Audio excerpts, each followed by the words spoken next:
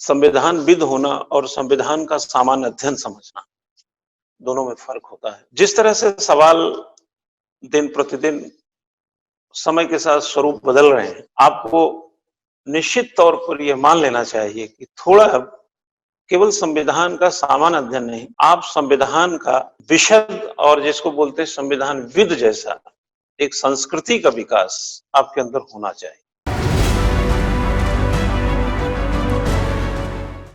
आज हम लोग संविधान का जो इनिशिएटिव एस्पेक्ट है, मतलब कहां से हमें यात्रा करनी है ना। संविधान में दो तरह की व्यवस्था है। एक कॉमन फिनोमेना है कि ये जानना वो जानना, यहां से जानना वहां से जानना। जैसे सिटीजनशिप एक्ट में संशोधन हुआ तो क्वेश्चन उठने लगा कि आर्टिकल 14 के जो इक्वलिटी है उसका उल्लंघन है वगैरह वगैरह। एक होता है ऐसा समझना, एक होता है कि संविधान को कॉम्पिटिटिव पॉइंट ऑफ व्यू से, और इसका एक नैरेटिव कल्चर। नैरेटिव एक ऐसी विधा जहां संविधान की परिभाषा, जहां संवैधानिक विधि, जहां संवैधानिक विधा, जहां एक सामान्य विधि और एक संविधान जैसी सर्वोच्चता से युक्त विधियों का एक अंतर के साथ अनुपालन होता है, तो कंपटीशन में धार आती है। इसलिए कहा जाता है कि संविधानविद होना और संविधान का सामान्य अध्ययन समझना, दोनों में फर्क होता है। जिस तरह से सवाल दिन प्रतिदिन समय के साथ स्वरूप बदल रहे हैं, आपको निश्चित तौर पर यह मान लेना चाहिए कि थोड़ा केवल संविधान का सामान्य अध्ययन नहीं, आप संविधान का विशद और जिसको बोलते हैं संविधानविद जैसा एक संस्कृति का विकास आपके अंदर होना चाहिए। देखिए, संविधान बहुत कम है, लोग कहते हैं बहुत बृहत है। हमने 5 देशों के संविधान पढ़े हैं, दुनिया का सबसे बृहद संविधान, लेकिन सब कुछ लिखा गया है। एग्जाम्पल से शुरू कर देता हूं।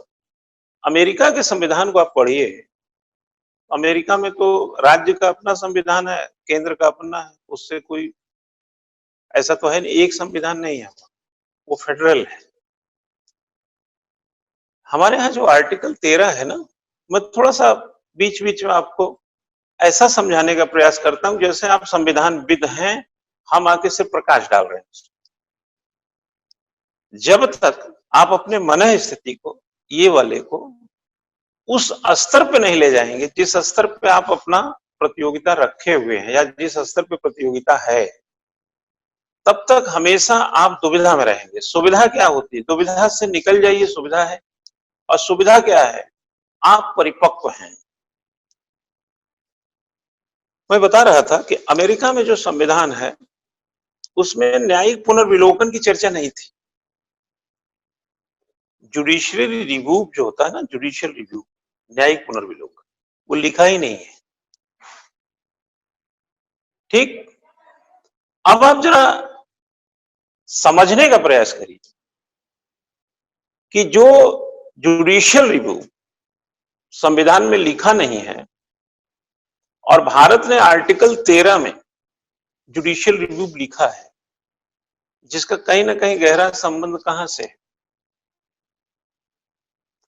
अब 1800 में चले जाइए, 1800 में आपको पता होना चाहिए जॉर्ज वाशिंगटन 1789 में वहां की डेमोक्रेसी चली है। सुप्रीम कोर्ट एक ऐसी संस्था है, एक ऐसी सर्वोच्च संस्था है जो संविधान में नहीं है, उस पर भी संविधान जैसा अमल, न्याय लोगों को दे सकती है। हमारे यहाँ न्यायिक पुनर्विलोकन, जुडिशियल रिव्यू, आर्टिकल 13(1), 13(2) आप जानते होंगे। 26 जनवरी 50 से पहले, 26 जनवरी 50 के बाद, अभी जब जिक्र करेंगे तो सब बताएंगे।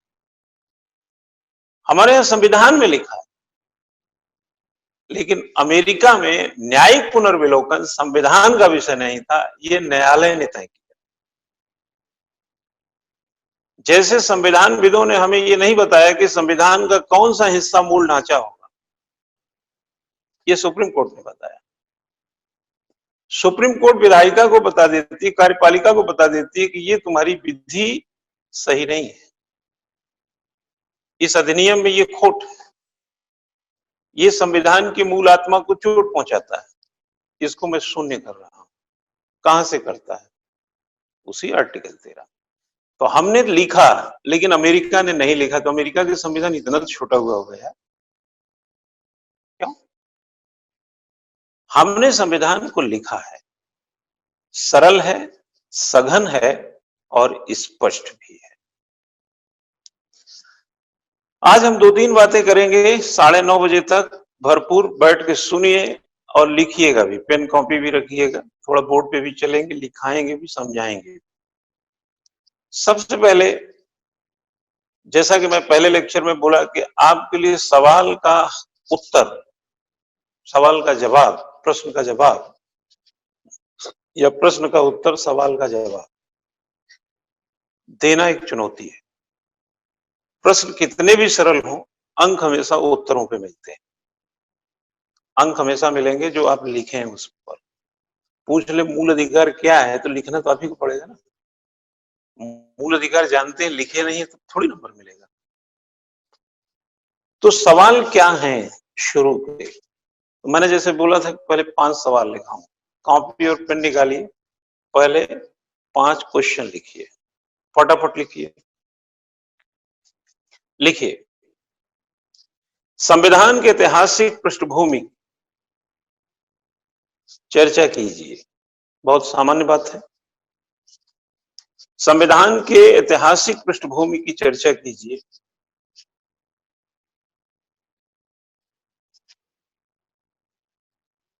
मुख्यतः उन बिंदुओं को उभारिए, मुख्यतः उन बिंदुओं को उभारिए जो गुणात्मक तौर पर, जो गुणात्मक तौर पर कहीं अधिक उपजाऊ रहे हैं, कहीं अधिक उपजाऊ रहे हैं। अब आपको मैं यहां दर्शा दूं कि 1600 में ईस्ट इंडिया कंपनी आई थी। 1600 से लेकर 1600 से लेकर के 1947 भारत आजादी तक के बीच में 2 प्रकार की सत्ता के बीच का ऐतिहासिक पृष्ठभूमि है। एक है कंपनी का, एक है क्राउन का। मूल रूप से 1773 के रेगुलेटिंग एक्ट से लेकर 1935 के भारत शासन अधिनियम तक यात्रा जिन पड़ावों से होकर गुजरा है, वही इसका ऐतिहासिक पृष्ठभूमि। और इसमें कहां गुणवत्ता है? अगर रेगुलेटिंग एक्ट, अगर आप एक सुप्रीम कोर्ट इंडिया में देखते हैं तो इसका उल्लेख अगर आप रेगुलेटिंग एक्ट से माने है भी।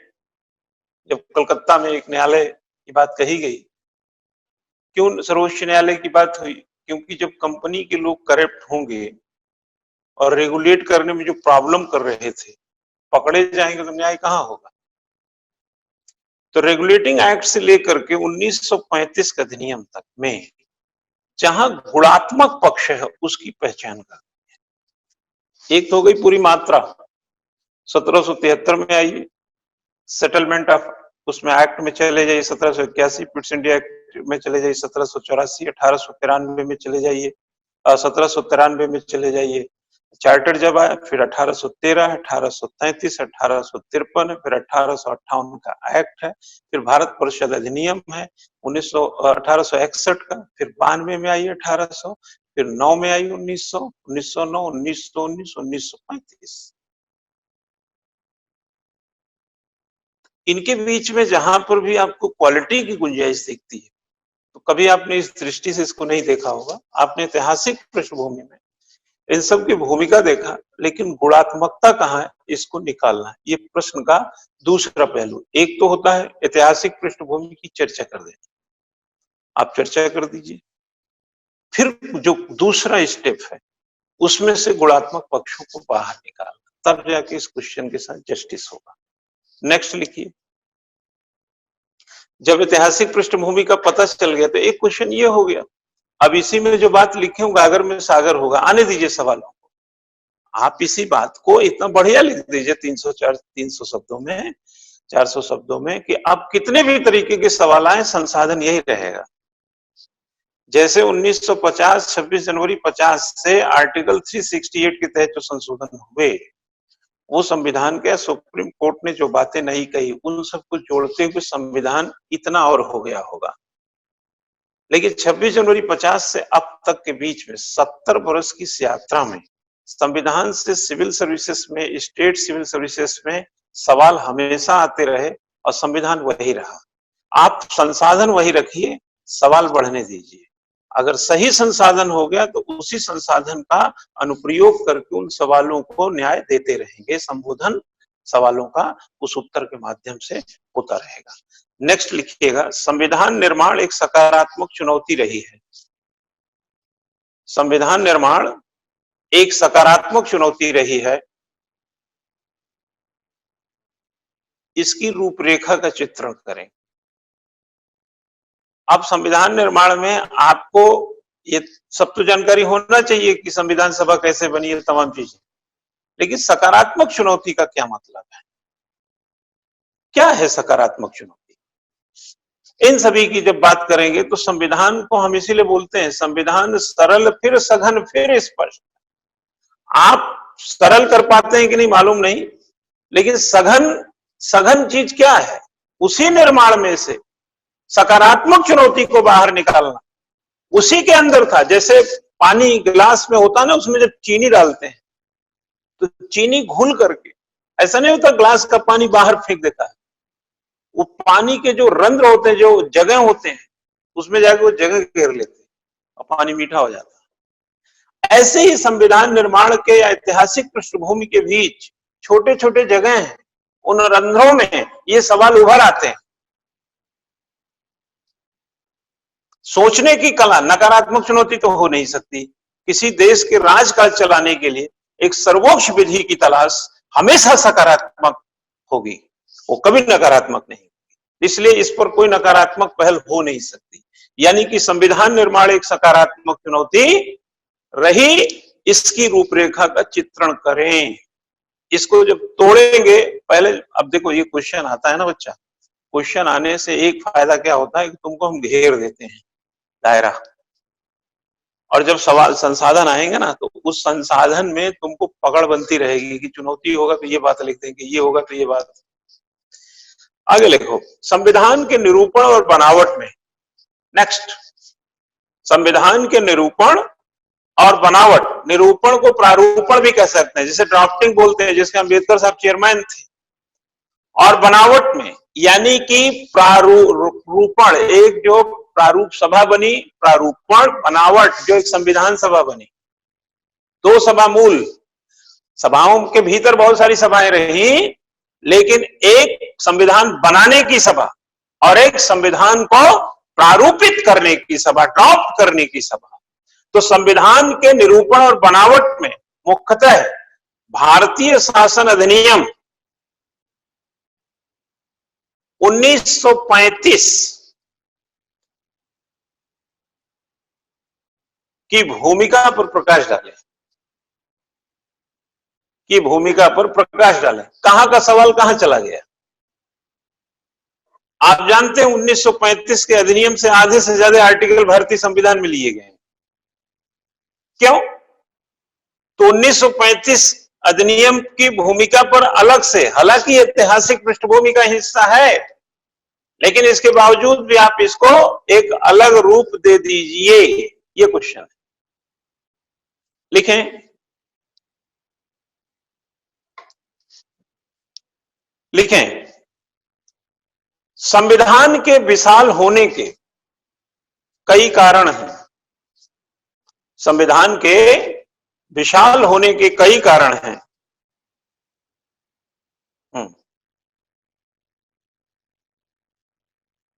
संविधान की विशालता,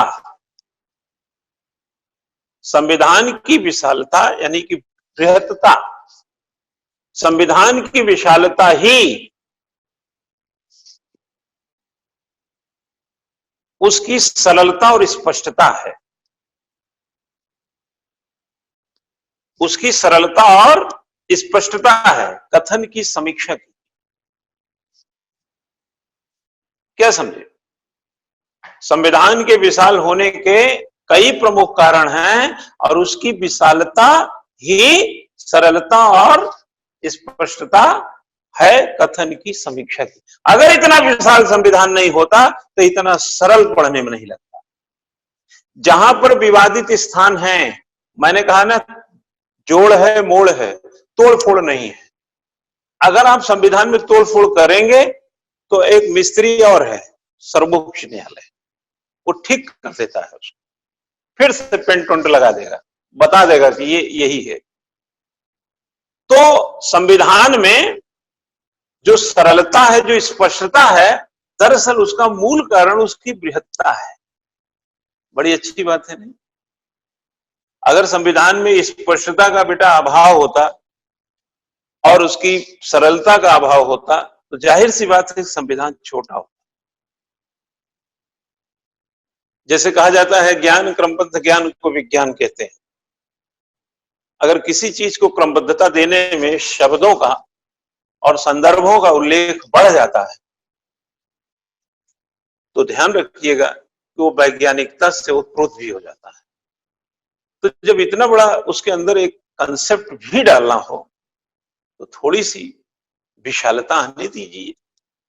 और वैसे भी जिस देश में बहुभाषा हो, बहुधर्म हो, रियासतों का एक पूरा जमावड़ा और फिर एकीकरण की बात हो, जहां आज भी अलगाववाद व्याप्त हो, चाहे पूर्वोत्तर चले जाइए, मध्य भारत में चले जाइए, जहां अलगाववाद के सर आज भी उठाए जाते हैं और कुचले जाते हैं।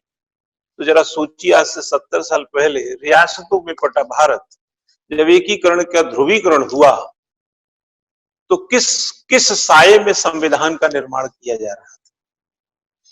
भविष्य में इस तरीके की किसी भी प्रकार की संभावना का लोप किया जाए, किसी भी संभावना को खत्म किया जाए, भारत राज्यों का संघ है, इस संदर्भ को कभी भुलाया ना जा सके।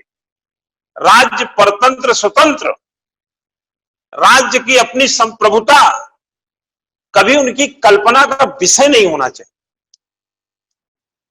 बल्कि भारत राज्यों का संघ है, इसके अलावा कोई संकल्पना नहीं होनी चाहिए।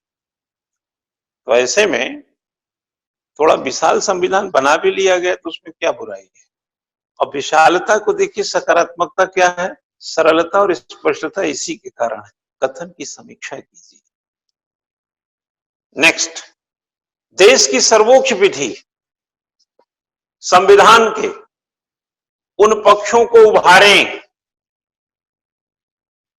देश की सर्वोच्च विधि संविधान के उन पक्षों को उभारें जो इसके सार और संदर्भ को परिलक्षित करता है, जो इसके सार और संदर्भ को परिलक्षित करता है। टिप्पणी करें, टिप्पणी करें, इसके सार और संदर्भ को परिलक्षित करता है, टिप्पणी करें। ठीक है, जब बात करेंगे ना तो आएंगे, बताएंगे कहां पे है सार। एक प्रभुत्व संपन्न भारत, लोकतंत्रात्मक गणराज्य, पंथ निरपेक्ष और समाजवाद, जहां सामाजिक, आर्थिक और राजनीतिक न्याय की धारा फूटती है। चाहिए ना प्रस्तावना, प्रस्तावना सार ही तो है। संविधान के बाद का सार, संविधान पढ़ लो तो प्रस्तावना परिभाषित हो जाता है, और प्रस्तावना पढ़ लो तब भी संविधान की व्याख्या हो जाती है। नेक्स्ट, भारत एक संविधान की रचना, भारत को एक संविधान की रचना करनी थी, भारत को एक संविधान की रचना करनी थी और यह सरल कार्य नहीं था।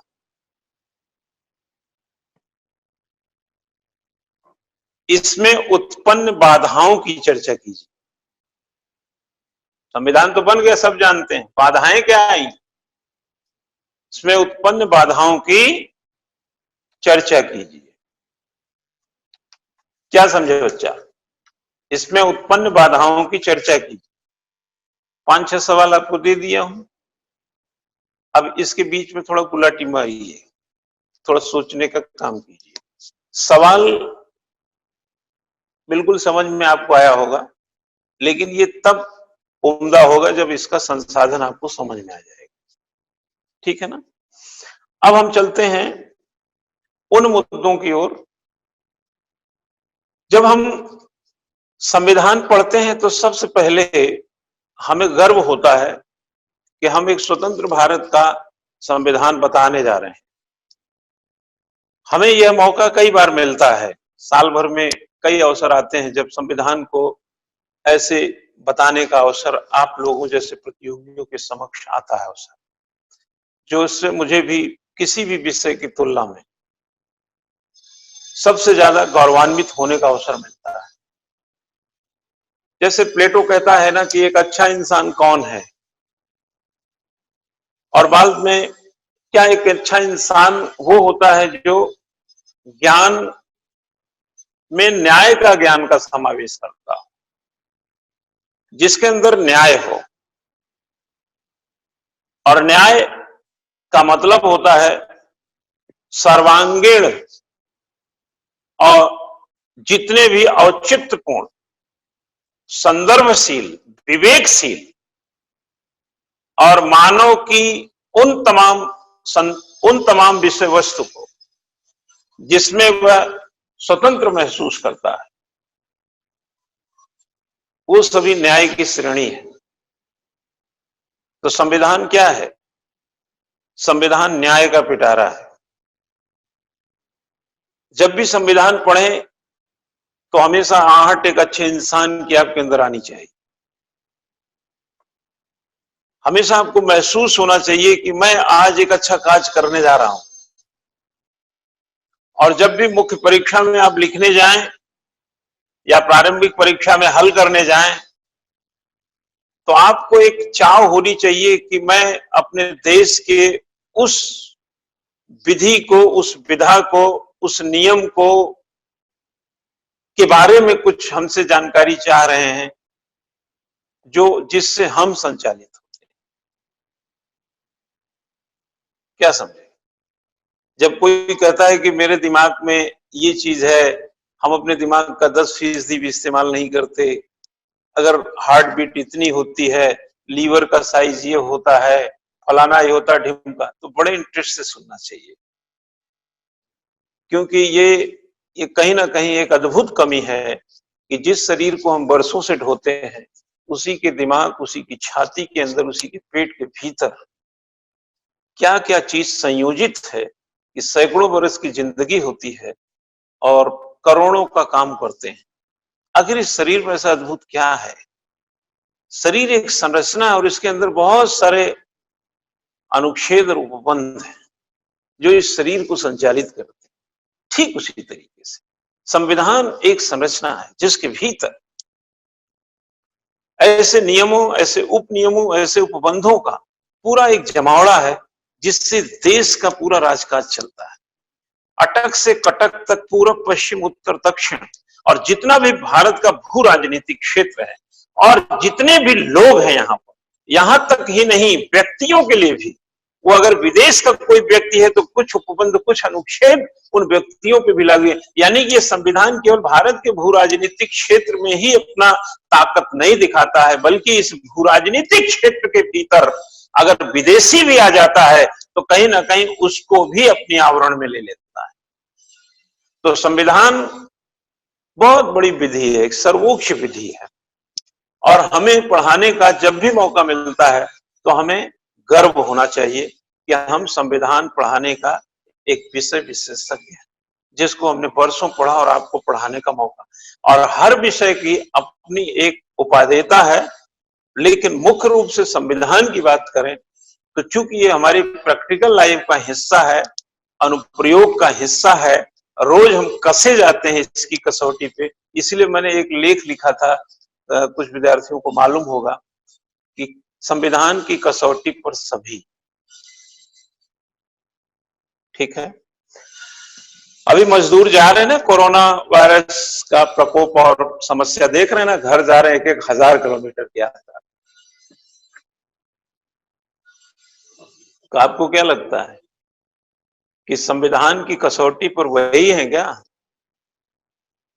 संविधान की कसौटी पर वो लोग हैं जो इस संविधान के बूते सत्ता हथिया कर या अधिकार पाकर के जो लोक कल्याण, जो संवेदनशीलता, जो जन केंद्रित निर्णय भावना युक्त लेना चाहिए, उससे विमुख होकर बैठे हैं।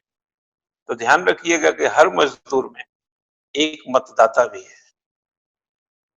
लोकतंत्र का यही ताकत है, और ये दिया है किसने? संविधान। हर मजदूर में एक मतदाता है, और जब उसको अवसर मिलेगा अपने अधिकारों का प्रयोग करने का, तो वो अपने छालों का हिसाब लेगी, अपने पैर के छालों का हिसाब। और ये हिसाब देने का अधिकार किसने दिया? संविधान। इसलिए डरने की कोई जरूरत नहीं है। क्या समझे? डरने की कोई जरूरत नहीं है। हमने एक लेख लिखा था, आज भी आर्टिकल छपे हैं, कि आखिर मजदूर को मजबूर समझने की गलती क्यों? जिस देश में वोट की ताकत हो, जहां सत्ता 5 साल में उलट पलट दी जाती हो, वहां अगर इनके छालों से उनको डर नहीं है, तो ये आने वाले समय में इनको छील सकते हैं। तो इरादा मजबूत करने का, डरने का नहीं, क्योंकि संविधान हमारे साथ है। फटाफट बच्चा एक परिभाषा लिखो, संविधान की परिभाषा क्या है? संविधान, डेफिनेशन ऑफ कॉन्स्टिट्यूशन लिखो। संविधान का तात्पर्य ऐसे दस्तावेज से है। अब एग्जाम में, मुख्य परीक्षा में लिखना संविधान से सवाल, तो फट से 2 लाइन यही लिख देना किसी भी क्वेश्चन के आंसर। जैसे हमने कहा भारतीय संविधान बनाना या वगैरह वगैरह, चुनौती वगैरह, तो लिखो कि संविधान, बीच में जहां पे क्वेश्चन की गुंजाइश है 1-2 लाइन डाल दो। एग्जामिनर को बताओ कि जो संविधान कर रहे हो, मैं जानता हूं क्या है वो संविधान। संविधान से तात्पर्य ऐसे दस्तावेज से है जिसको एक विशिष्ट और विधिक पवित्रता प्राप्त है। विशिष्ट और विधिक पवित्रता प्राप्त है, जो सरकार के अंगों नंबर 1 विधायिका, नंबर 2 कार्यपालिका, नंबर 3 न्यायपालिका के ढांचों को और उसके कार्यों को निर्दिष्ट करता है, निर्देशित करता है, ताकत देता है, निर्दिष्ट करता है।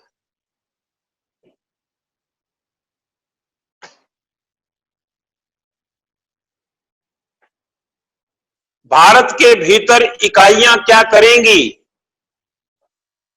भारत के भीतर इकाइयां क्या करेंगी? उसके मार्गदर्शक सिद्धांत को यह चिन्हित करता है।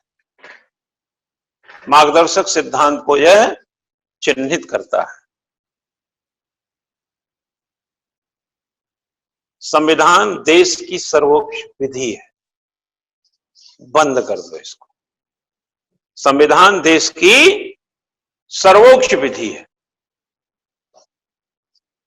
दूसरी लाइन, दूसरा डिफिनेशन लिखो। अब जैसे संविधान की परिभाषा लिखा, अब लिखो संवैधानिक विधि क्या है?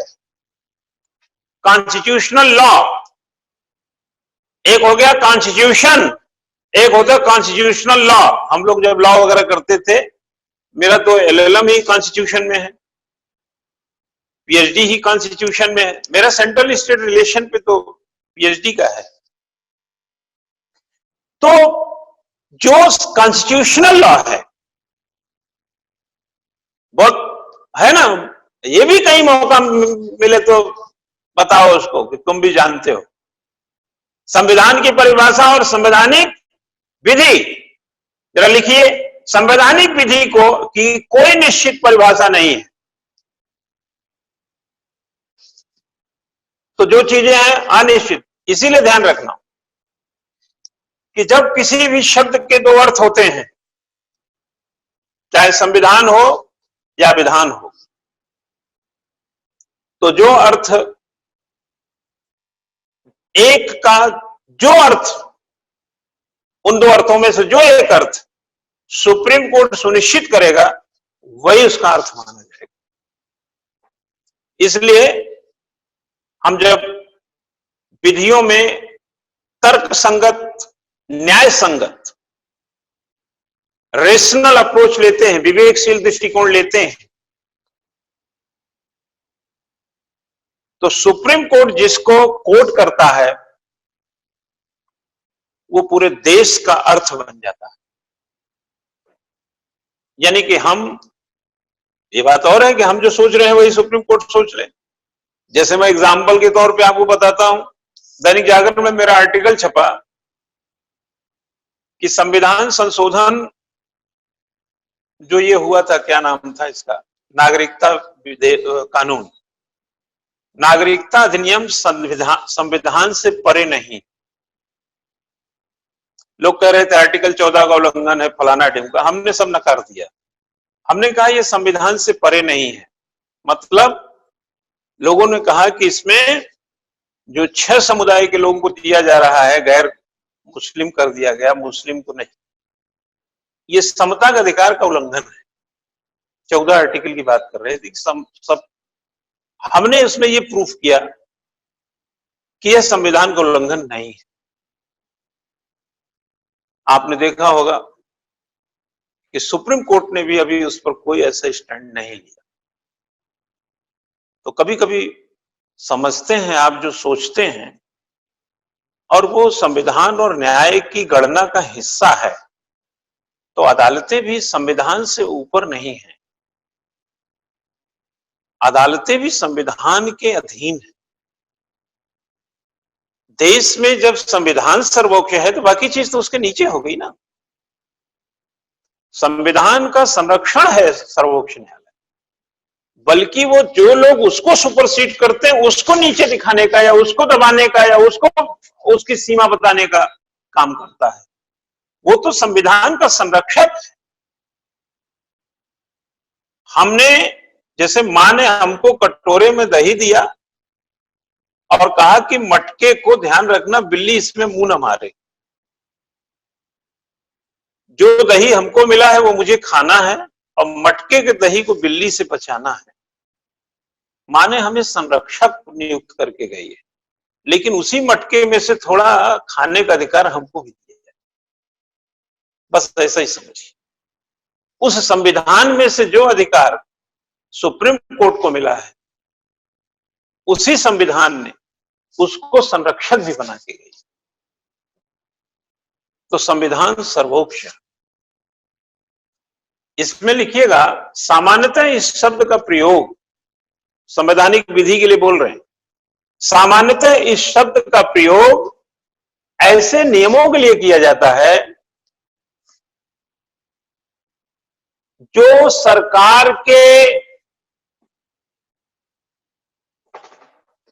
सरकार के प्रमुख अंगों की संरचना, सरकार के 3 अंग हैं बच्चा, प्रमुख अंगों की संरचना जो तीनों लिखे हैं, ध्यान रखना, सरकार के 3 अंग हैं, केवल विधायिका कार्यपालिका नहीं है।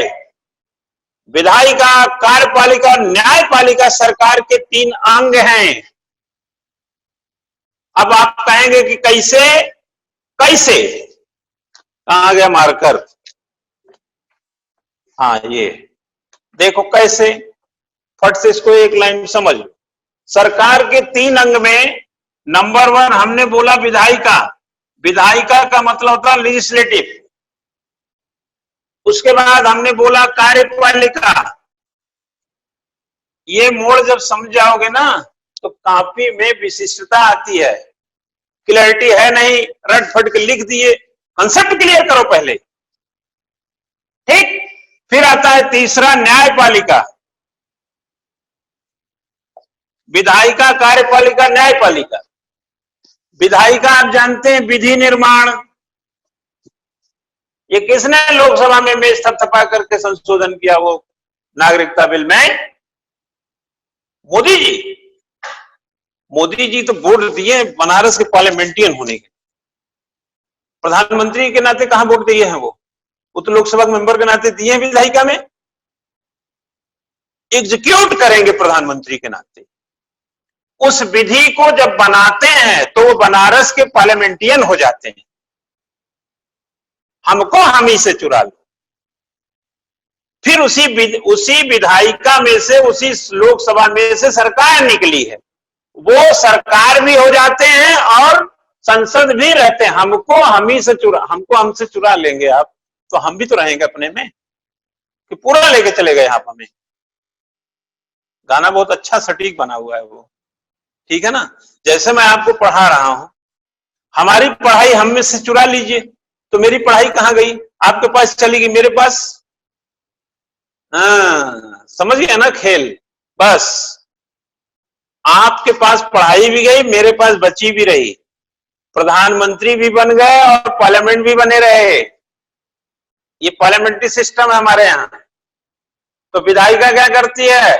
विधायिका विधि बनाएगी। वही आर्टिकल 11 में जाइए, क्या लिखा है? नागरिकता पे जो करना है वो कौन करेगी? संसद। विधायिका करेगी। और नागरिकता पे लिखा क्या है? जाके पढ़ लीजिए 5 से 11 के बीच में। कुछ नहीं लिखा है, थोड़ी सी जानकारी लिखी, बाकी जानकारियां तो 55 से लेकर के अब तक ये संशोधनों से आई हैं। तो कुछ परिस्थितियां ऐसी थी जो वक्त पे छोड़ी। कौन करेगा इसको? विधि करेगी। विधि कौन बनाएगी? विधायिका, ठीक है।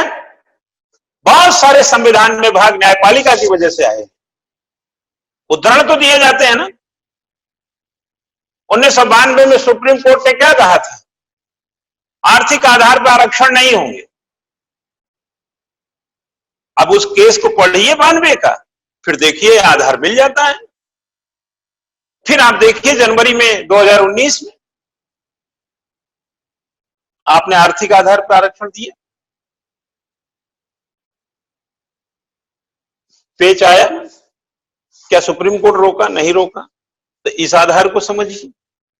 एक तरफ 92 कह रहे हैं आर्थिक आधार पर आरक्षण नहीं हो सकता, एक तरफ 2019 में आरक्षण हुआ। बस जब समझाऊंगा इसका तुलनात्मक भाव समझ लेंगे। कहीं से कोई गलत नहीं हुआ, बट हुआ तो है ना जो कहा हो। आइए इधर, विधायिका विधि बनाता है, कार्यपालिका क्रियान्वयन एग्जीक्यूट करेगा क्या? विधि को। विधि का क्रियान्वयन, इसका नाम ही है कार्यपालिका। फंक्शनल चीजें यही करेगा और लेजिस्लेचर चीजें ये करेगा।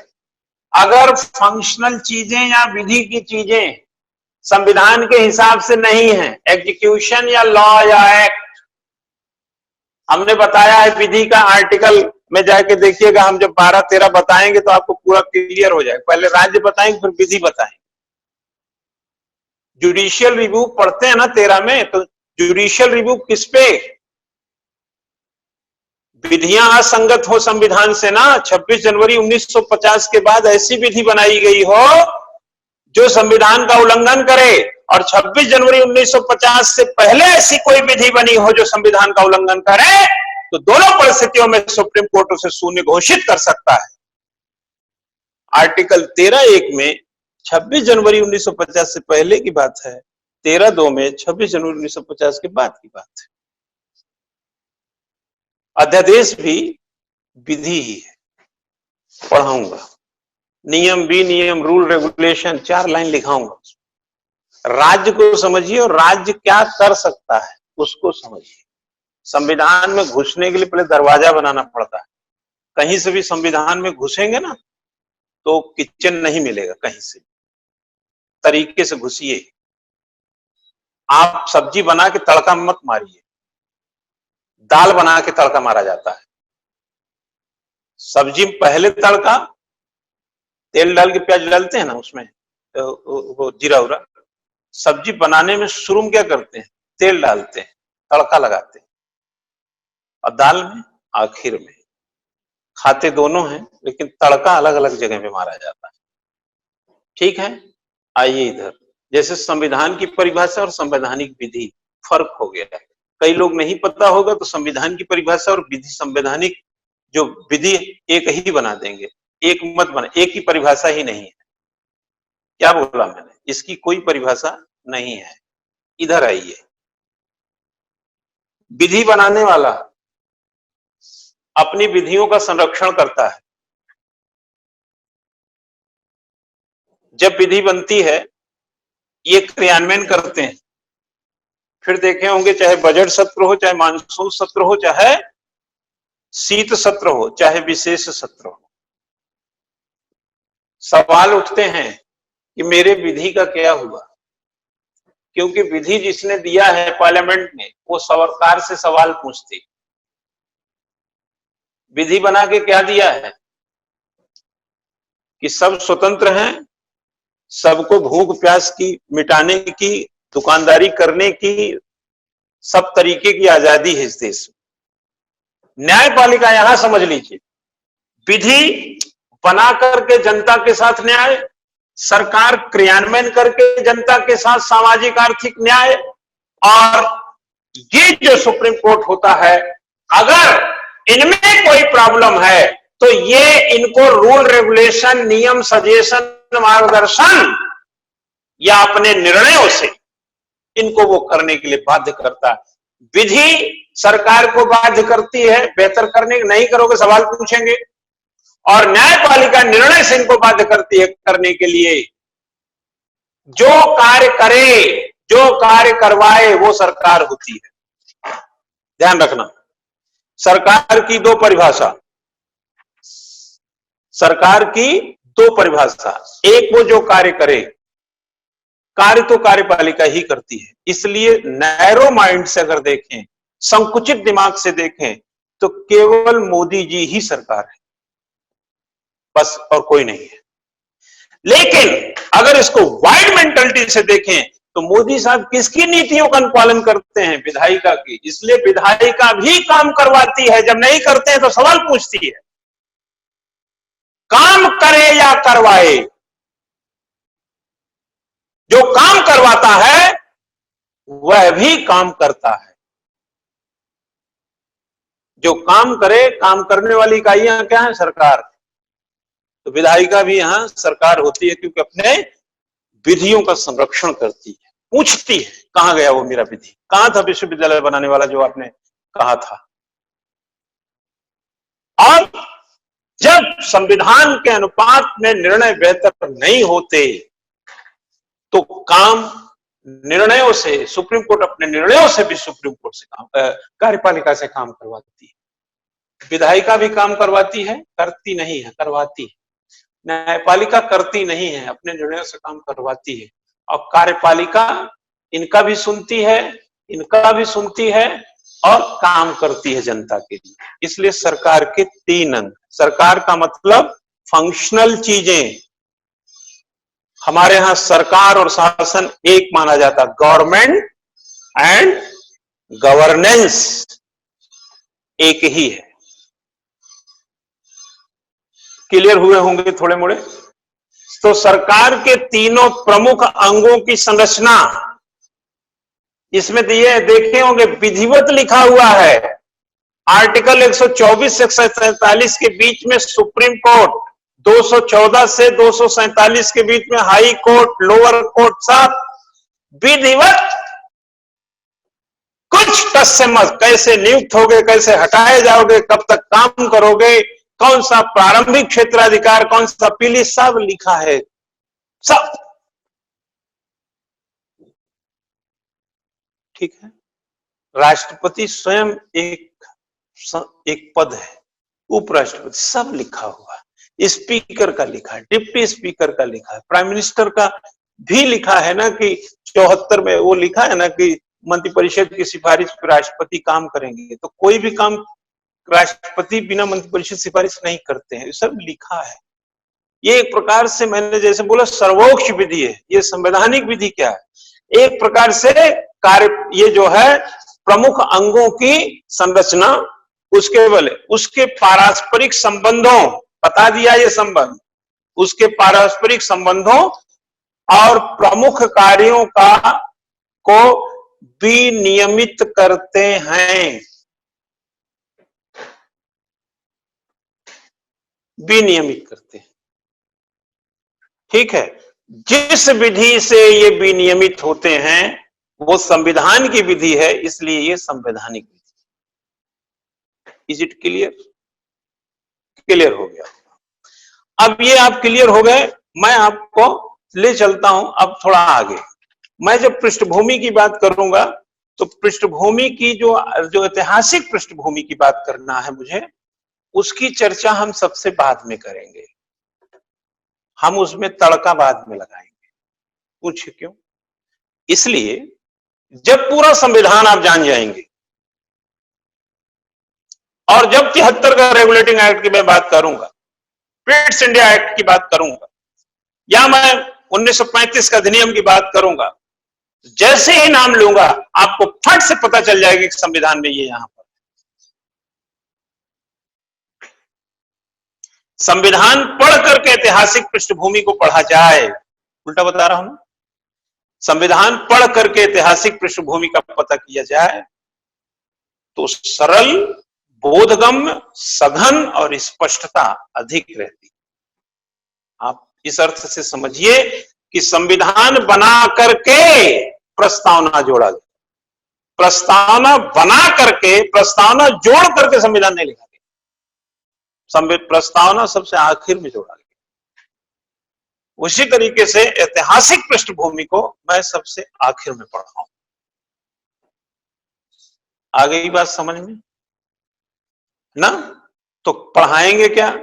अब चलिए लिखिए, अगला हेडिंग बनाइए और थोड़ा थोड़ा समझते हुए आगे बढ़िए।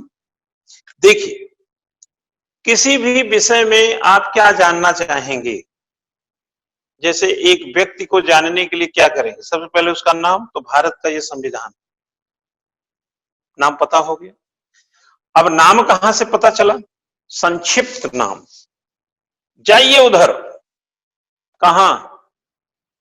393 आर्टिकल है ना। तो भारत का संविधान पढ़ा, अभी भारत का संविधान नहीं शुरू किए और 395 का अनुच्छेद है और चले गए सबसे आखिर में चर्चा कर। तो कभी बच्चा शुरू की चीज बताने के लिए आखिर में जाना पड़ता है और कभी कभी पहले की चीज सबसे आखिर में बतानी पड़ती है। इसी को विशिष्ट अध्ययन बोलते हैं, इसी को क्रमिक अध्ययन बोलते हैं। हमारे संविधानविदों ने भी बड़े समितियां बनाई, क्रमिकता देने का प्रयास किया। संविधान को ड्राफ्ट करने के लिए बड़ी क्रमिकता दी गई होगी कि पहले ये रखना चाहिए, दूसरे भाग में नागरिकता रखना चाहिए, तीसरे में मूल अधिकार रखना चाहिए। ऐसे तमाम चीजों को उन्होंने सोचा होगा, तभी तो अम्बेडकर साहब थे ना इसके चेयरमैन, और सब लोगों ने मिलकर के इसको बनाया, जो 7 लोग उस कमेटी में थे, ड्राफ्टिंग कमेटी में। तो उस कहने का तात्पर्य है कि उनके सामने भी चुनौती रही होगी कि भाई 360 जो आर्टिकल इमरजेंसी वित्त वाला पहले रखें कि राष्ट्रीय आपात वाला बाद में रख दें, कैसे करें? तो कोई रीजन होगा ना ये करने का। क्यों? जम्मू कश्मीर पहली अनुसूची में 15वां राज्य था और उसका उल्लेख 370 में था। अरे पहली अनुसूची का 15वां राज्य था, पहले कहीं 370 के बजाय पहला आर्टिकल बना लेते, दूसरा बना, चुनौती रही होगी ना 370 में ही क्यों? तो बात को थोड़ा सीरियसली समझिए कि पहले राष्ट्रपति आए, फिर उपराष्ट्रपति आए, फिर मंत्रिपरिषद आए, फिर संसद आई, फिर उसके बाद न्यायालय आए, फिर सीएजी लास्ट में आया। क्यों भैया? राष्ट्रपति नियुक्त करता है तो सीएजी को 148 में कर दिया, और राष्ट्रपति निर्वाचन आयोग को नियुक्त करता है तो उसको लेके चले गए आप 324 वगैरह में। क्यों? है ना? इतना दूर का फासला कैसे? ये सब सोच समझ के बनाया गया हो, इस पर आपको नहीं जाना है। लेकिन मैं उसके आधार पर ये बता रहा हूं कि विषय को पढ़ने के अपने तौर तरीके होते हैं। तो विशेषज्ञ विशिष्ट लोग अपना एक तरीका बनाए होते हैं, जिसके कारण सरलता, सघनता और स्पष्टता और अनुकूलता का सिद्धांत तेजी से विकास होता है, और संविधान आपके अंदर ग्राह हो जाता है। प्री में और मुख्य परीक्षा में जाके करके काम चले आइए, और संविधान भी जान गए। संविधान की जब हम ऐतिहासिक पृष्ठभूमि में जाते हैं तो हम बनावट से पहले कैसे बना, क्या हुआ, ये तो एक स्ट्रक्चर है। जैसे कोई मुझसे पूछे कि सर ये आपने लैपटॉप रखा हुआ है, ये बोर्ड कैसे बनाया? इसको क्या बताना यार, कैसे बनाया? ये तो सिस्टमेटिक चीज है। यहाँ पर संविधान सभा की पहली बैठक अगर 9 दिसंबर 1946 को हुई तो हुई। अब उसमें हमारे बताने से कोई बहुत बड़ा फर्क नहीं पड़ जाएगा, वो तो किताब में लिखा है। लेकिन मेरे बताने से कि ये बृहद संविधान क्यों है, हो सकता है कि 2-4 चीजें आपको नहीं मिल जाए। तो विशिष्टता का, अनुभव का लाभ यहां होता है, तथ्यों में नहीं होता है। तथ्य तो अपनी जगह पर्याप्त रूप से हर किसी के लिए उपलब्ध है। तो क्या संविधान की बृहत्ता, बड़ा होना, उसकी विशेषता है? क्यों?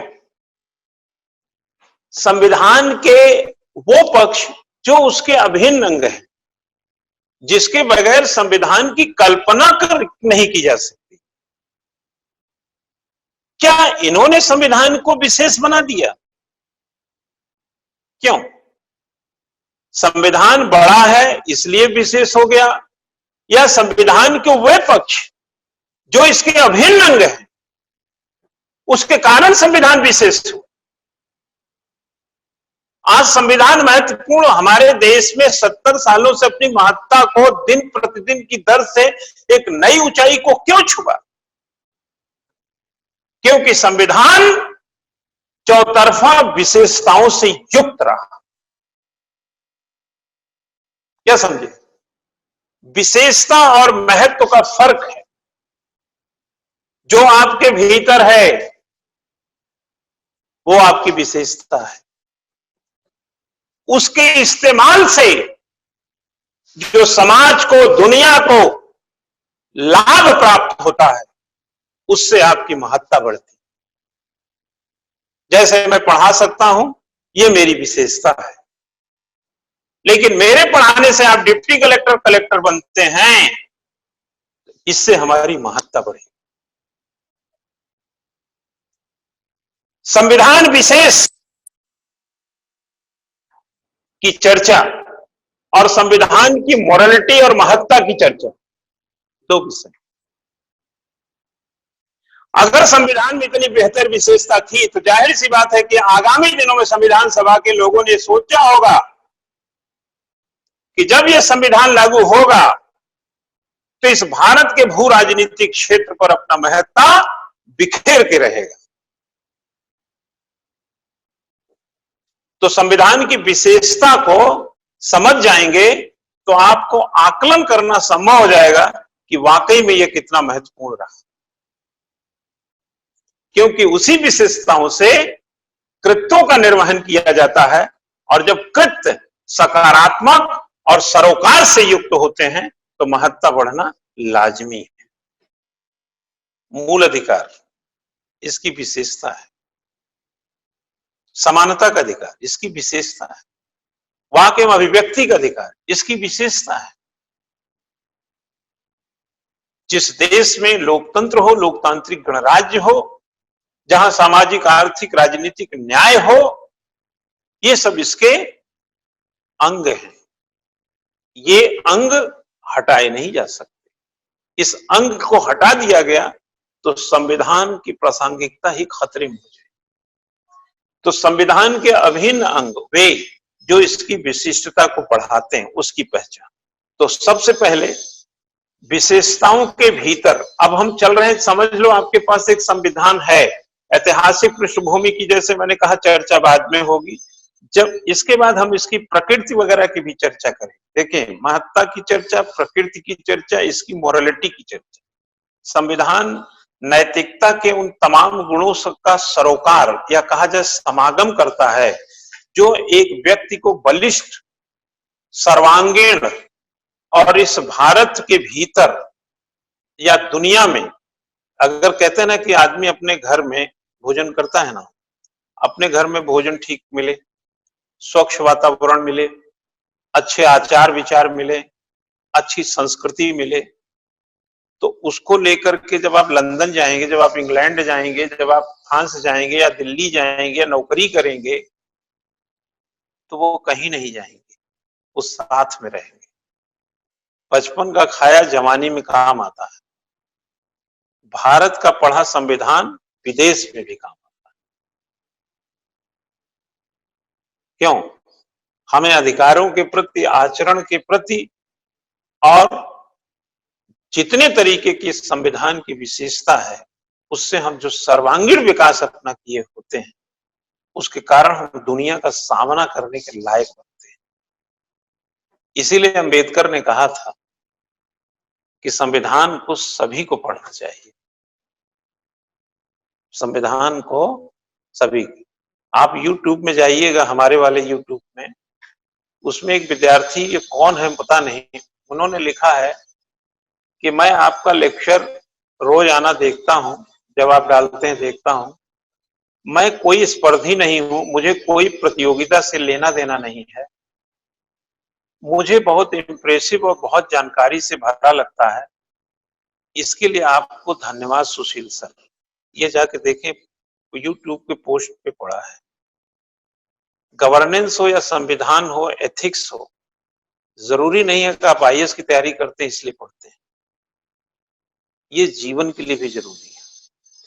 सबसे पहले लिखें विशाल संविधान पर एक टिप्पणी लिखें, संविधान की विशालता पर टिप्पणी।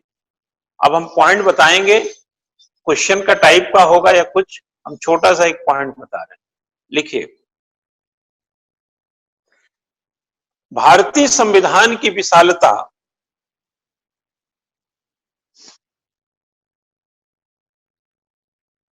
पर विचार दो हैं।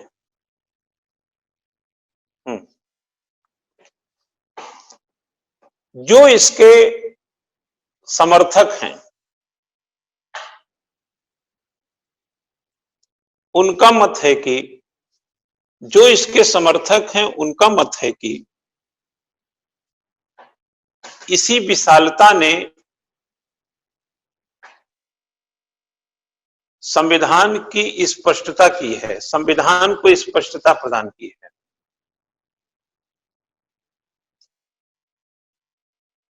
एक एक नागरिक को ग्रहण करने का पूरा अवसर दिया है, एक एक नागरिक को इसे ग्रहण करने का पूरा अवसर दिया है।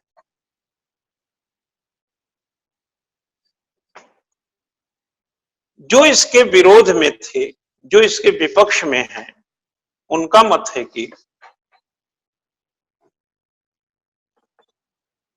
इसकी बृहत्ता इसका दुर्गुण है, इसकी बृहत्ता इसका दुर्गुण है, जो भ्रम और झगड़ों को उत्पन्न करता है, जो भ्रम और झगड़ों को उत्पन्न करता है। इसीलिए इसे वकीलों का स्वर्ग कहा गया।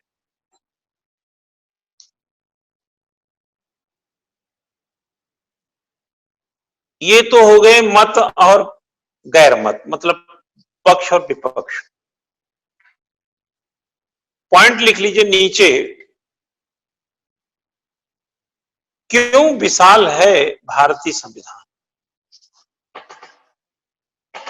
क्यों विशाल है भारतीय संविधान? भारतीय संविधान विशाल है। देखिए, देखो चला, भारतीय संविधान विशाल है, ये पक्ष वाला भी कह रहा, विपक्ष वाला भी कह रहा। यहां विशालता पर कोई विवाद नहीं है। बस अंतर यह है कि विपक्ष वाला कुछ और बात बोल रहा है, पक्ष वाला कुछ और बोल रहा है, लेकिन विशाल दोनों मान रहे हैं। इसलिए विशाल क्यों है, ये ज्यादा जरूरी है जानना। ये नहीं कह सकते हैं कि भारतीय संविधान विशाल क्यों नहीं है, ये क्वेश्चन नहीं बनेगा। क्योंकि विशाल को लेकर के अगर विरोध होता, मत वाला जो पक्षधर है वो कहता है कहां कहेगा विशाल है भाई। चूंकि तुलनात्मक तौर पर दुनिया में कोई भी संविधान इतने बड़े पैमाने पर निर्मित नहीं किया गया, इसीलिए विशाल है। अब जैसे हमारे देश में 136 करोड़ की जनसंख्या है, लेकिन चाइना 1.5 अरब से ज्यादा रखता है, इसलिए हम दूसरे नंबर पे हो गए। लेकिन चाइना की जनसंख्या 125 करोड़ होती तो यही 136 करोड़ हमारी बहुत बड़ी जनसंख्या हो जाती। जबकि बहुत बड़ी इसलिए हम नहीं कह सकते क्योंकि हमसे बड़ी एक जनसंख्या है। तो हमारा संविधान इसलिए बड़ा है क्योंकि दुनिया में ऐसा कोई संविधान, यही कोई बहुत बड़े बड़े संविधान। वैसे तो आप उस लिहाज से देखें तो संविधान को अगर जैसे अमेरिका में चले जाएं, एक जो संयुक्त राज्य अमेरिका का संविधान राज्यों का संविधान है, उनके जो सरोकार पक्ष हैं, अगर हो सकता है जोड़ गांठ किया जाए तो कई चीजें उसमें भी दुर्गुण निकल आए जो होंगे ही। लेकिन चूंकि हमारा संविधान वाकई में एक प्रकार से वैश्विक संविधानों का अध्ययन, शोध, उससे अंगीकरण और एक एक चीज की स्पष्टता के चलते एक विशाल रूप ले लिया, इसलिए स्वीकार्यता आसान रही। लिखिएगा, सर आइवर जेनिंग्स ने इसे विश्व का सबसे बड़ा और विस्तृत संविधान बताया है। सबसे बड़ा और विस्तृत संविधान बताया है।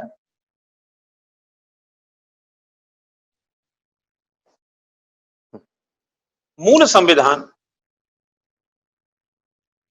395 अनुच्छेद, 8 अनुसूचियां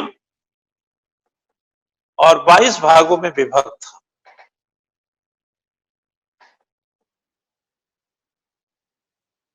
वर्तमान में 12 अनुसूचियां और कई उपबंधों के जुड़ाव के साथ ही भागों की संख्या में भी वृद्धि देखी जा सकती है। अब वृद्धि इस तरह से समझिए जैसे भाग 4 में नीति निर्देशक तत्व है, 1976 में आपने 4 का जोड़ दिया, ऐसे 9 का जोड़ दिया, 14 का जोड़ दिया।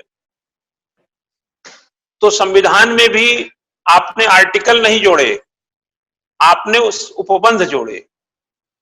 कई लोग कहते हैं कि संविधान में कितने आर्टिकल जोड़े गए, आप कहिए कितने उपबंध जोड़े गए।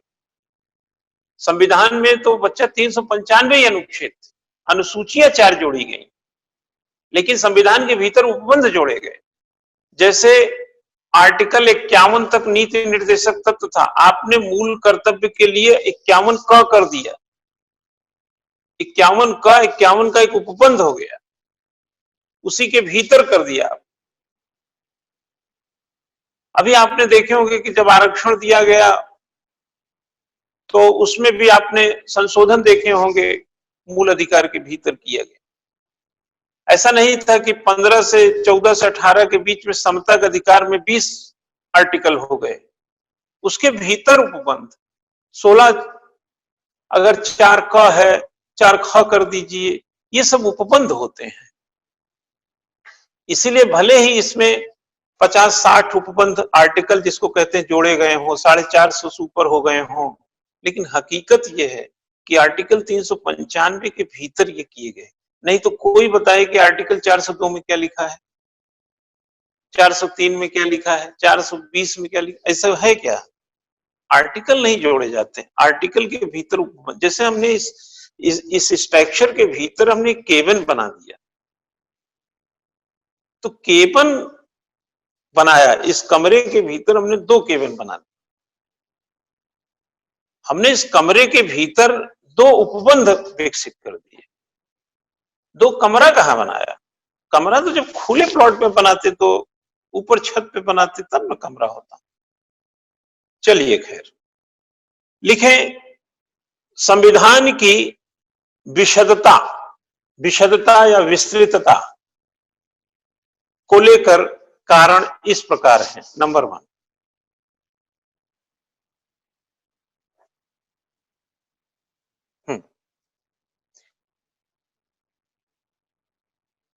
आने वाले सत्ताधारकों को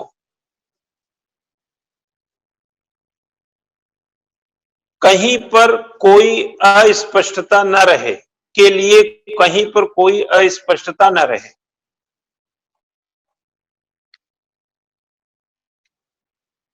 लोकतंत्र के सशक्तिकरण में कोई रुकावट न उत्पन्न हो, लोकतंत्र के सशक्तिकरण में कोई रुकावट उत्पन्न न हो, सामाजिक, आर्थिक और राजनीतिक न्याय सुनिश्चित करने में कोई व्यवधान न आए,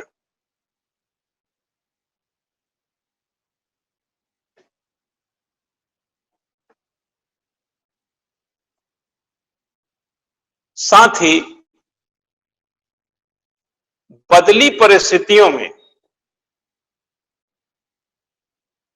संविधान अक्षुण्ण बना रहे, इसके लिए विस्तृत व्यवस्था प्रदान करना अनिवार्य था। विस्तृत व्यवस्था प्रदान करना अनिवार्य था। यह विशालता का प्रमुख कारण है।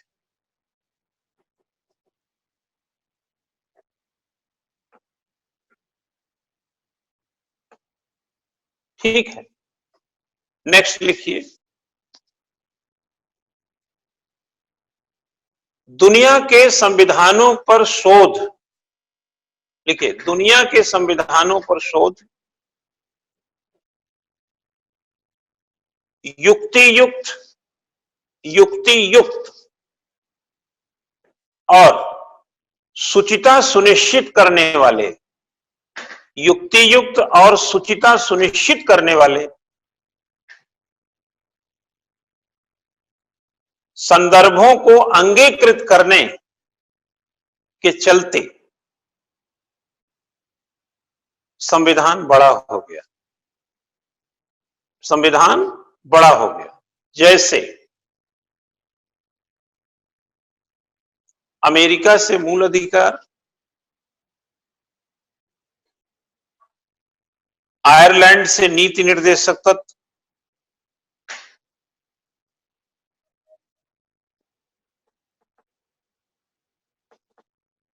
ब्रिटेन से संसदीय प्रणाली सहित दर्जनों देशों से, दर्जन भर से अधिक देशों से, दर्जनों मतलब 2 दर्जन हो जाएगा, दर्जन भर से अधिक देशों से, है ना, व्यवस्था को संविधान में निरूपित करना, व्यवस्था को भारतीय संविधान में निरूपित कर, तो यह बड़ा कारण था। अगर अपने इर्द गिर्द झांक झोंक लेते तो नहीं होता इतना। नेक्स्ट, भारत राज्यों का संघ है। नेक्स्ट लिख लो बच्चे, भारत राज्यों का संघ है।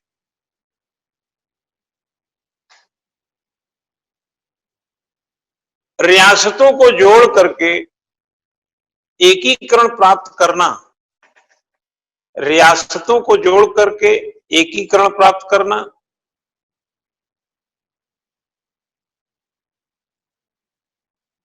और विभाजित प्रांतों में शासन व्यवस्था के लिए अलग से नियमों को बनाना, अलग से नियमों को बनाना,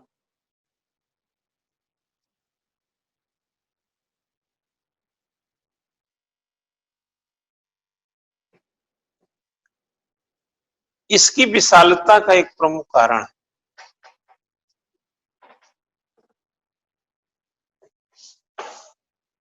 लिखें,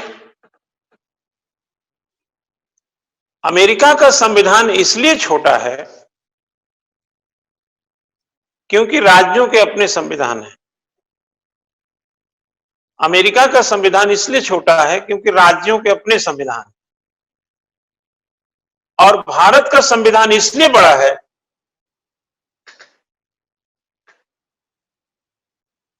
और भारत का संविधान इसलिए बड़ा है क्योंकि इसी के भीतर राज्य के संविधान भी है। समझ गए होंगे? भारत का संविधान इसलिए बड़ा है क्योंकि इसी के भीतर राज्य का भी संविधान। ठीक है, लिखें, केंद्रीय और प्रांतीय सरकारों या विधानमंडलों का अलग अलग विवरण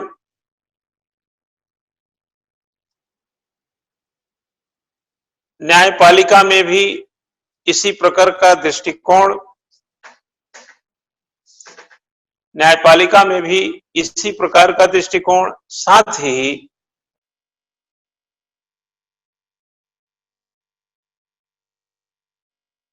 संघ के साथ राज्यों का संबंध, संघ के साथ राज्य संबंध, ऐसा लिखिए, राज्य संबंध का अलग निरूपण इसकी बृहत्ता का कारण है। इसकी बृहत्ता का कारण, जैसे बच्चा मैं ऐसा बताऊं कि राष्ट्रपति में ही कह देते कि आर्टिकल 52 में एक राष्ट्रपति होगा, अब फिर कह देते 153 में एक राज्यपाल जो था वो भी बोलते कि भारत संघ का एक राष्ट्रपति होगा, राज्य का एक राज्यपाल होगा, 52 में काम चल जाता। फिर 153 आप लेके गए।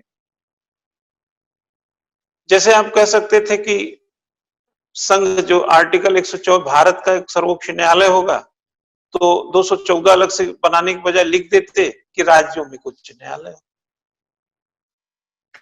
ठीक है ना? तो संविधान थोड़ा छोटा हो जाता। लेकिन जैसा मैं समझाया था कि भारत में बहुभाषा है, क्षेत्रीयता है, अलगाववाद है, सेपरेशन थ्योरी भी है। आज भी देखिए उत्तर दक्षिण में भाषा के नाम पे कितना संघर्ष हो जाता है। तो तमाम तरीके के और भी व्यवधान हैं जो रास्ते में बताते चले। उसके कारण एक स्पष्ट राय संविधानविदों के जहन में थी। स्पष्टता और इसकी सरलता, इसकी विशालता का कारण। नेक्स्ट, भौगोलिक दृष्टि से देश की विशालता। एक और आ जाइए, भौगोलिक दृष्टि से, भौगोलिक दृष्टि से देश की विशालता और यहां की व्याप्त समस्याओं ने संविधान को बड़ा बना दिया, संविधान को बड़ा बनाने के लिए मजबूर कर दिया। लिख दीजिए, भौगोलिक दृष्टि से यहां की विशालता और यहां की व्याप्त समस्या ने संविधान को बड़ा बनाने के लिए मजबूर कर दिया। अनेक भाषा बोली, अनेक धर्म,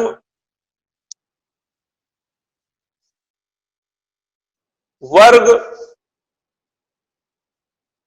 आदि के चलते संविधान में सभी के लिए उपबंध इसकी बृहत्ता का कारण है। संविधान में सभी के लिए इसका उपबंध इसकी बृहत्ता का कारण है।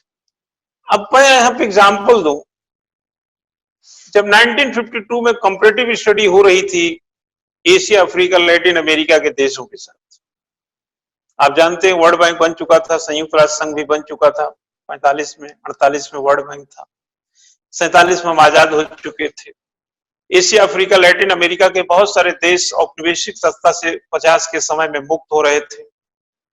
ग्लोब पे देखें तो दो उत्तर, मतलब जिसको बोलते हैं हम लोग नॉर्दर्न रीजन और साउथ में, यानी कि एक तरफ यूरोप और अमेरिका जैसे बड़े देश हैं, या रसिया जैसे ऊपर वाले जो देश उत्तरी ध्रुव में जो रहते हैं, और एक तरफ दक्षिण की तरफ लैटिन अमेरिका, अफ्रीका और एशिया, दक्षिण एशिया खास तौर से एशियाई देश जो गरीबी की झंझावात और मार को झेल रहे थे। और ये इसमें से कई देश 50 के दशक में आजादी प्राप्त, जिसको तीसरी दुनिया आप कहते हैं। भारत जैसे देशों के साथ बहुत सारे देश जो आजाद हुए, उन्हें अपने संविधान की चुनौती थी कि आने वाली पीढ़ियां, आने वाले हम ही लोग कैसे राजकाज चलाएंगे। उस राजकाज में जहां लोकतंत्र की स्थापना एक बड़ी चुनौती थी, क्योंकि लोकतंत्र में नीतियां ऐसी बनाई जाती हैं जो जनता को खुशियां देती हैं। वो नीतियां अगर जो जनता को खुशियां ना दें, तो वो लोकतंत्र की परिभाषा की जो गणना है उसको कहीं ना कहीं ढीला कर देती, उसके कल पुर्जे कमजोर कर देती। तो भारतीय संविधान इस पराकाष्ठा का एक कह सकते हैं कि ऊंचाई थी, एक ऐसा विशिष्टता थी कि देश का 36 करोड़ 1951 की जनगणना के हिसाब से बात करें तो 36 करोड़ के एक एक व्यक्ति को एक एक पाई का खुशी उसके हिस्से में जाती। गांव हो, शहर हो, अमीर हो, गरीब, सबके हिस्से में संविधान खुशी बांटना चाहता था। और इन खुशियों का संयोजन करने के चक्कर में अनेक भाषा, अनेक बोली, अनेक क्षेत्र, अनेक धर्म, अनेक वर्ग, अनेक मत को अलग अलग निष्ठा प्रदान करने, अलग अलग तरीके से उनको उपबंधित करने की फिराक में अपने को बृहत बनाई।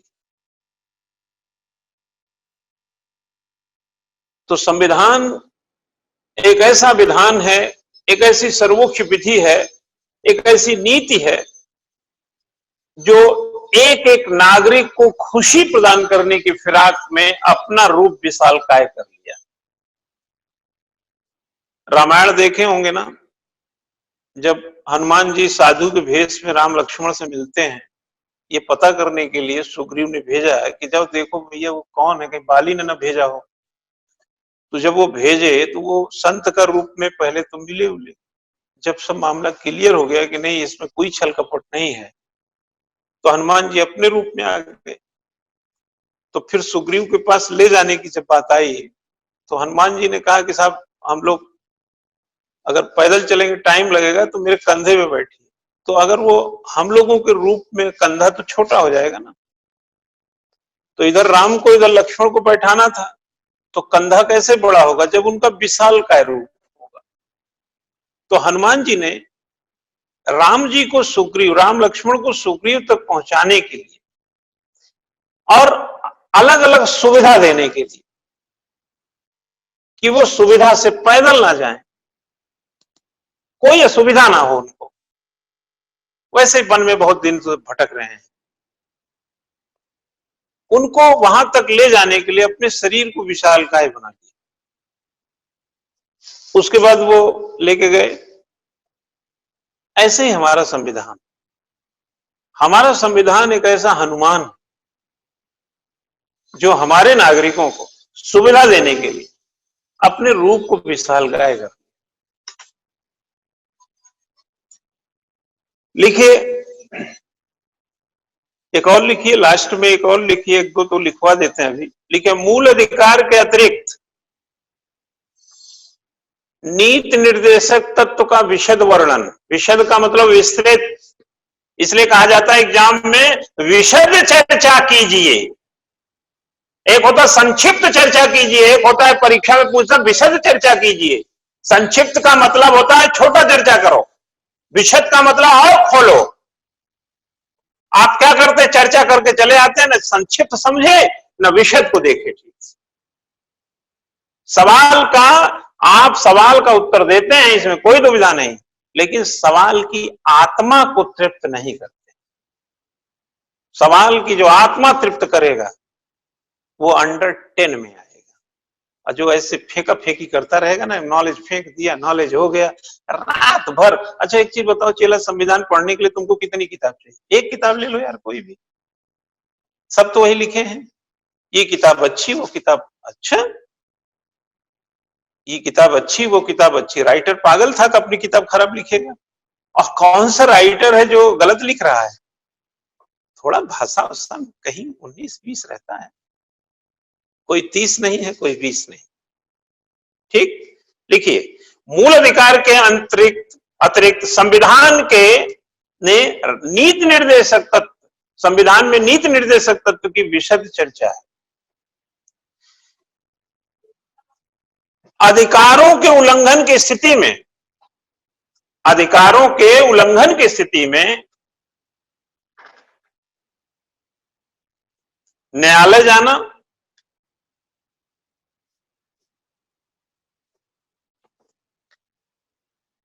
ठीक, न्यायालय जाना, नीति निर्देशक की स्थिति में न्यायालय ना जाना,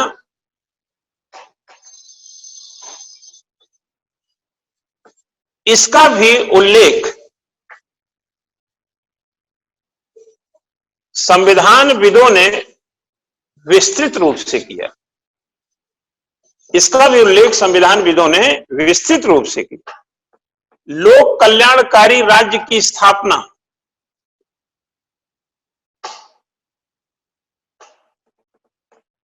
न्यायपालिका, लोक सेवा आयोग, निर्वाचन आयोग, न्यायपालिका, लोक सेवा आयोग, निर्वाचन आयोग, भाषा आयोग जैसे दर्जनों संस्थाओं को और उसके भीतर प्रत्येक स्थिति का वर्णन इसकी विशालता के कारण बने, इसकी विशालता के कारण बने।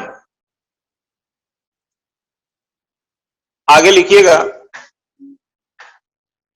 भारतीय संविधान, लाइन बदल दीजिए, भारतीय संविधान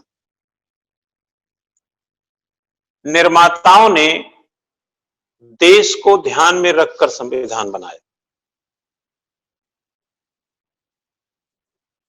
देश को ध्यान में रखकर संविधान बनाया। सभी समस्याओं पर पैनी नजर रखी, सभी समस्याओं पर पैनी नजर रखी, निराकरण के उपाय सोचे,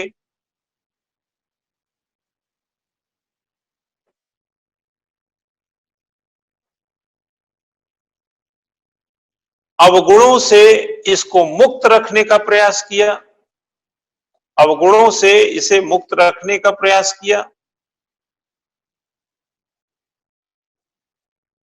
संस्था और जनता, लिखिए, संस्था और जनता की भूमिका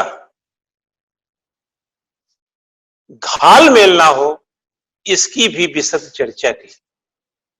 संस्था और जनता की भूमिका में घालमेल ना हो, इसकी भी विशद चर्चा की। उपरोक्त तमाम से स्वाभाविक था संविधान बड़ा बन गया। उपरोक्त तमाम बिंदुओं से स्वाभाविक था संविधान बड़ा बन गया, प्रगाढ़ बन गया, मगर दुर्गुणों कामा अवगुणों कामा समस्याओं और दुविधाओं से यह मुक्त हो गया, दुविधाओं से यह मुक्त हो गया।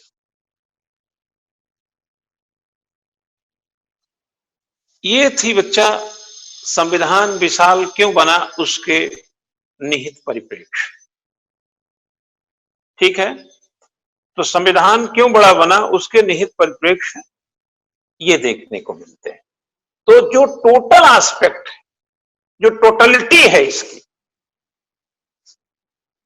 संविधान की जो विशालता है, अब आप प्रश्न में कहीं पे जाएंगे, उसके प्रश्न के आधार को देखेंगे, तो आज एकाध प्रश्न का हल आपको मिलना चाहिए। और विशालता के कथन कारण से जुड़े कोई सवाल अगर आपको आईएएस से मिलते हैं, या वैकल्पिक विकल्प भी रहता है इस तरह से तो कई पक्षों को उसमें बातचीत में उधेड़ बुन में ला लिया गया। तो आज आपको संविधान पता चला, संवैधानिक विधि पता चला, संविधान बड़ा क्यों है इसका पता चला, और संविधान किसके बगैर अधूरा रह सकता है उसका पता करना बाकी है। अभी हम थोड़ा सा आपको आश्वस्त कर दें कि थोड़ा स्लो चल रहे हैं। मैं ऐसा मानता हूं कि अभी हम थोड़ी पढ़ाई को हल्का सा स्लो रखें, थोड़े दिन रखेंगे इसको स्लो, क्योंकि बहुत सारे स्टूडेंट्स बेटा अभी जुड़ने हैं। और बैच की जैसे हमने कहा संविधान की अपनी पराकाष्ठा है, वैसे संस्था की भी अपनी एक विधि व्यवस्था है कि जो हमने नियम कायदे बनाए हैं कि थोड़े विद्यार्थी जो है सेटल्ड हो जाएं। आपको ऑनलाइन हो सकता है कहीं मेरी आवाज ना पहुंच रही हो, मैं तो ठीक बोल रहा हूं, हो सकता है आपके यहाँ नेट की कोई प्रॉब्लम हो, कई लोग कहाँ बैठे हैं किस तरह, तो अभी आप सेट हो जाइए धीरे धीरे, फिर हम इसको स्पीड में ले चलेंगे।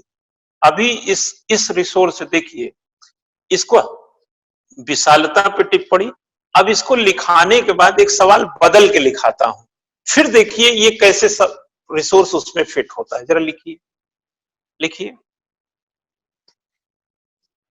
भारतीय संविधान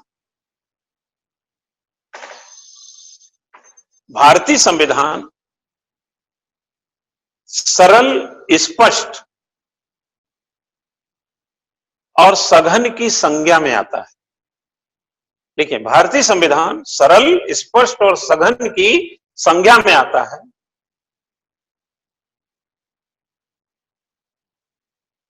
समस्या, दुविधा और दुर्गुणों से इसे बचाया गया है।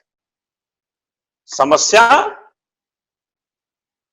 असुविधा और दुर्गुणों से इसे बचाया गया है।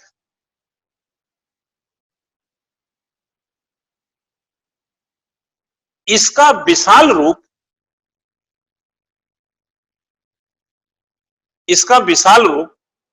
इसके सकारात्मक पहलुओं को स्पष्ट करता है। कथन पर टिप्पणी करें, कथन पर टिप्पणी करें। जो आप विशाल के लिए लिखेंगे वही इसके लिए लिखेंगे, बट अंतर क्या करेंगे कि सरल, सघन, स्पष्ट, इसलिए हम जब ड्राफ्टिंग करते हैं आंसर की, इसमें 3 चीजें हो गई। पहले हो गया सरल, स्पष्ट और सघनता की बात, तो इसको एक पैरे में डिफाइन करिए, एक पैरे से थोड़ा कम में ले जाइए। टिप्पणी में कभी निष्कर्ष नहीं दिया जाता, इसलिए निष्कर्ष का कोई पैरा नहीं होना चाहिए। जब भी क्वेश्चन का आंसर लिखें, विवेचना हो, समीक्षा हो, आलोचना हो या कोई और भी पक्ष बताऊंगा, वैसे है 20-25 पक्ष, तब आप चौथा पैरा बनाइए, नहीं तो उत्तर हमेशा 200 शब्द को 3 पैरे में लिखा करिए। और डिपेंड कि क्वेश्चन में कितने मोड़ हैं। एक मोड़ है सरल, स्पष्ट और सघन, एक है जो समस्या, दुर्गुण और ये बातें, अब तीसरा है इसकी चर्चा कर जैसे लिखा है वैसे चर्चा करेंगे, इसी को बोलते सिस्टमेटिक राइटिंग। फिर जब उसको लिखेंगे तो निष्कर्ष की आपको जरूरत नहीं है।